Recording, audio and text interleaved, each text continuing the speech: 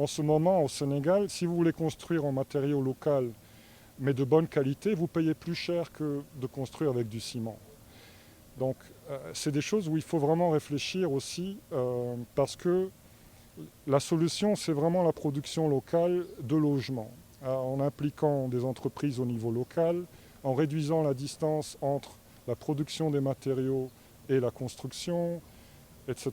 J'ai aussi entendu une chose, que l'État doit se charger de la question du logement. Alors je voudrais dire que nous, comme ONU Habitat, on appuie l'État à développer des politiques et les mettre en œuvre. L'État devrait être un régulateur.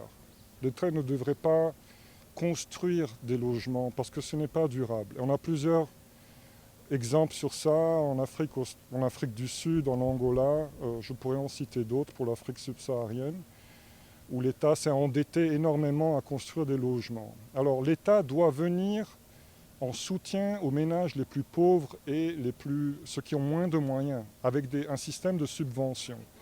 Mais la construction en tant que telle, elle doit être faite par des entreprises spécialisées dans cette question-là. Par le secteur privé a un énorme rôle, les coopératives, ça a été dit. Il y a énormément d'autoconstruction aussi, mais qui doit être régulée en termes de qualité. Mais je pense que vraiment, il faut regarder à la question d'un point de vue global. Chaque pays a cette question par exemple, au Burkina, c'était 40 000 logements. En Angola, il y a 15 ans, c'était 1 million de logements. Chaque pays donne des chiffres.